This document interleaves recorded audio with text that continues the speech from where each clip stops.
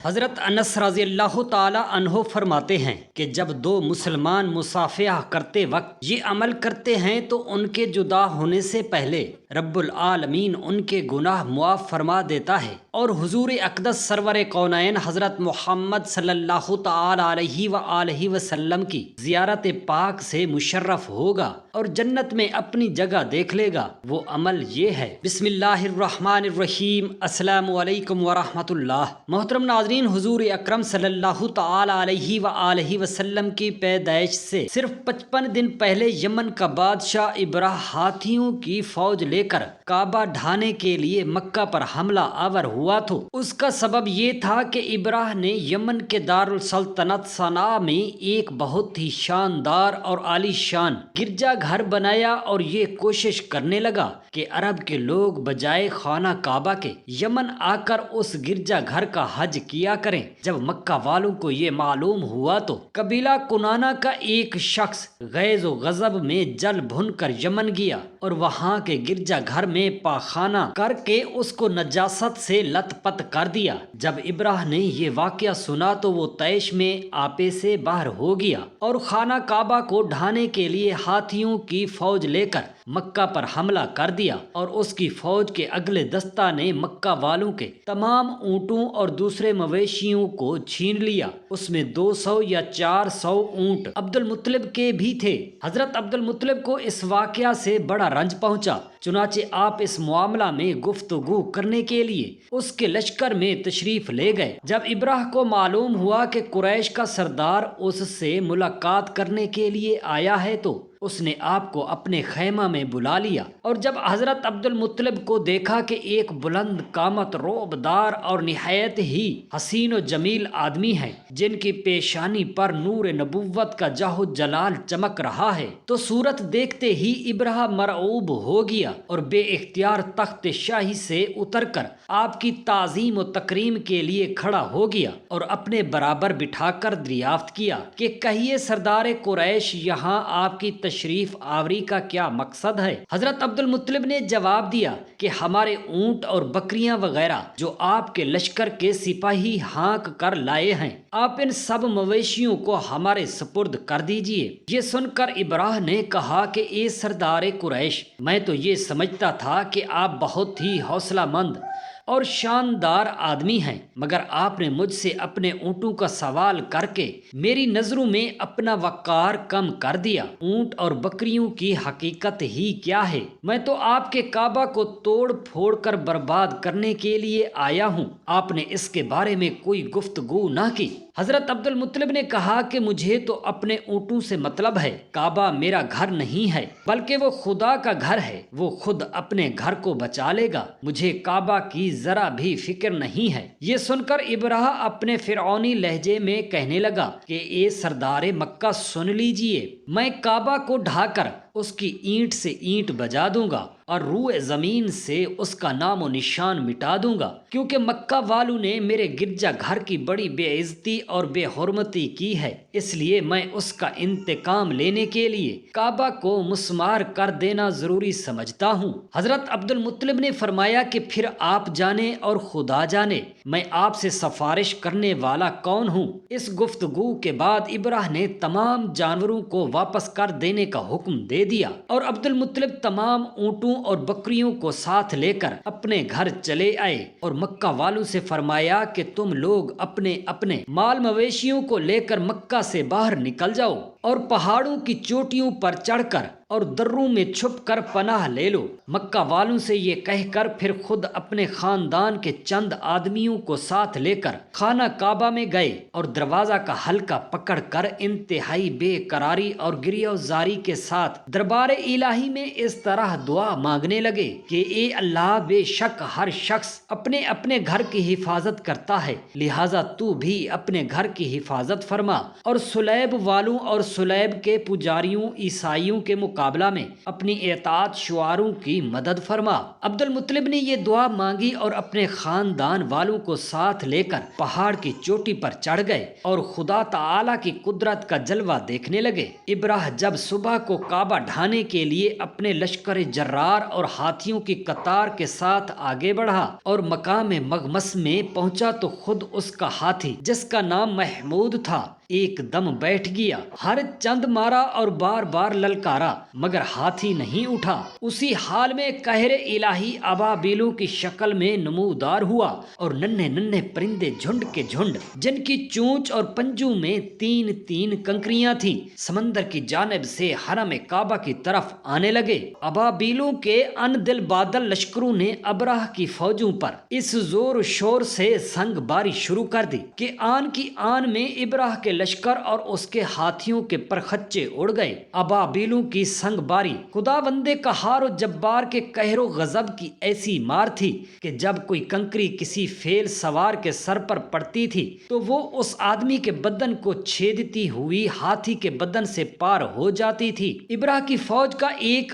آدمی بھی زندہ نہ بچ سکا اور سب کے سب ابراہ اور اس کے ہاتھیوں سمیت اس طرح ہلاک و برباد ہو گئے کہ ان کے جسموں کی بوٹیاں ٹکڑے ٹکڑے ہو کر زمین پر بکھر گئیں۔ جب ابراہ اور اس کے لشکروں کا یہ انجام ہوا تو حضرت عبد المطلب پہاڑ سے نیچے اترے اور خدا تعالی کا شکر ادا کیا۔ ان کی اس کرامت کا دور دور تک چرچا ہو گیا اور تمام اہل عرب ان کو ایک خدا رسیدہ بزرگ کی حیثیت سے قابل احترام سمجھنے لگے۔ یہ ہمارے حضور رحمت صلی اللہ تعالی علیہ وآلہ وسلم کے والد ماجد حضرت عبداللہ یہ عبد المطلب کے تمام بیٹوں میں سب سے زیادہ باپ کے لاڈلے اور پیارے تھے، چونکہ ان کی پیشانی میں نور محمدی صلی اللہ تعالی علیہ وآلہ وسلم اپنی پوری شان و شوکت کے ساتھ جلوہ گر تھا، اس لیے حسن خوبی کے پیکر اور جمال و صورت و کمال سیرت کے آئینہ دار اور عفت و پارسائی میں یکتائے روزگار تھے۔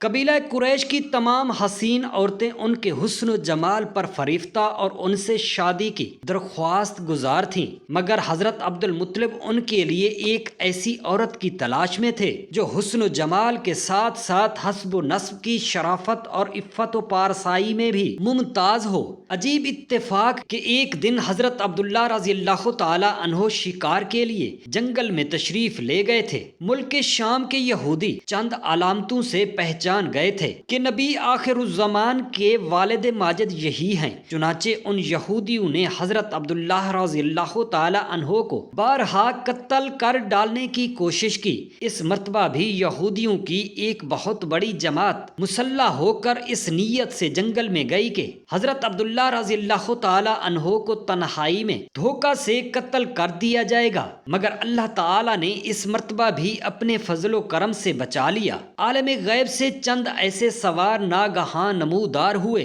جو اس دنیا کے لوگ سے کوئی مشابہت ہی نہیں رکھتے۔ ان سواروں نے آ کر یہودیوں کو مار بھگایا اور حضرت عبداللہ رضی اللہ تعالی عنہ کو بحفاظت ان کے مکان تک پہنچا دیا۔ وہب بن مناف بھی اس دن جنگل میں تھے اور انہوں نے اپنی آنکھوں سے یہ سب کچھ دیکھا، اس لیے ان کو حضرت عبداللہ رضی اللہ تعالی عنہ سے بے انتہا محبت و عقیدت پیدا ہو گئی اور گھر آ کر یہ عزم کر لیا کہ میں اپنی نور نظر حضرت آمنہ رضی اللہ تعالی عنہا کی شادی حضرت عبداللہ رضی اللہ تعالی عنہ سے ہی کروں گا۔ چنانچہ اپنی دلی تمنا کو اپنے چند دوستوں کے ذریعہ انہوں نے حضرت عبد المطلب تک پہنچا دیا۔ خدا تعالیٰ کی شان کہ حضرت عبد المطلب اپنے نور نظر حضرت عبداللہ رضی اللہ تعالی عنہ کے لیے ان جیسی دلہن کی تلاش میں تھے۔ وہ ساری خوبیاں حضرت آمنہ رضی اللہ تعالی عنہا بنت وہب میں موجود تھیں۔ حضرت عبد المطلب نے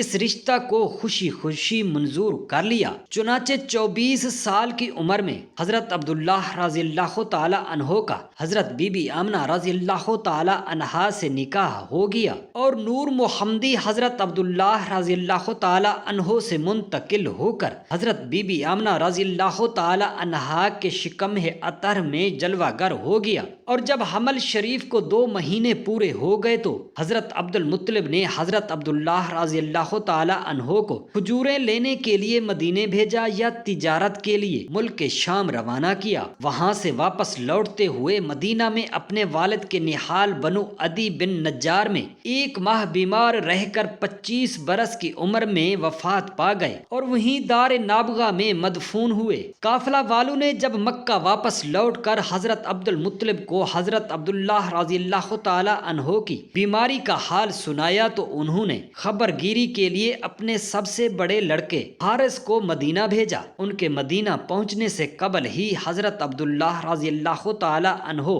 ملک بقا ہو چکے تھے۔ حارث نے مکہ واپس آ کر جب وفات کی خبر سنائی تو سارا گھر ماتم کدہ بن گیا اور بنو ہاشم کے ہر گھر میں ماتم برپا ہو گیا۔ خود حضرت آمنہ رضی اللہ تعالی عنہا نے اپنے مرحوم شوہر کا ایسا پردرد مرثیہ کہا ہے کہ جس کو سن کر آج بھی دل درد سے بھر جاتا ہے۔ روایت ہے کہ حضرت عبداللہ رضی اللہ تعالی عنہ کی وفات پر فرشتوں نے غمگین ہو کر بڑی حسرت کے ساتھ یہ کہا، یا الہی عز و جل تیرا نبی یتیم ہو گیا۔ خداوند کریم نے فرمایا، کیا ہوا، میں اس کا حامی و حافظ ہوں۔ حضرت عبداللہ رضی اللہ تعالی عنہ کا ترکہ ایک لونڈی ام ایمن جس کا نام برکہ تھا، کچھ اونٹ کچھ بکریاں تھیں، یہ سب ترکہ حضور سرور عالم صلی اللہ تعالی علیہ وآلہ وسلم کو ملا۔ ام ایمن بچپن میں حضور اقدس صلی اللہ تعالی علیہ وآلہ وسلم کی دیکھ بھال کیا کرتی تھیں،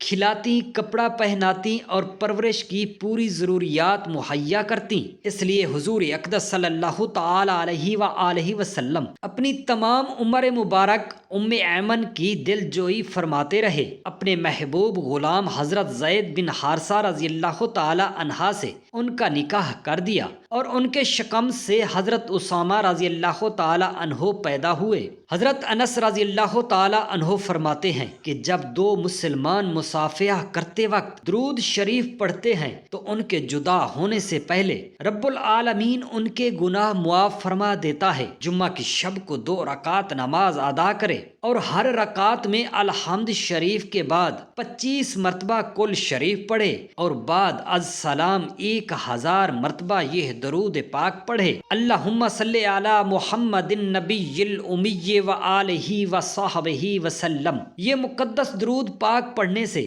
حضور اقدس سرور کونین حضرت محمد صلی اللہ تعالی علیہ وآلہ وسلم کی زیارت پاک سے مشرف ہوگا اور جنت میں اپنی جگہ دیکھ لے گا۔ اللہ رب العالمین سے دست ادب دعا ہے میرے تمام مسلمان بہن بھائیوں کو اور ان کی آل و اولاد کو زیارت حضرت محمد صلی اللہ تعالی علیہ وآلہ وصحابہ وسلم نصیب فرمائے، آمین یا رب العالمین۔ جزاک اللہ خیرا کثیرا۔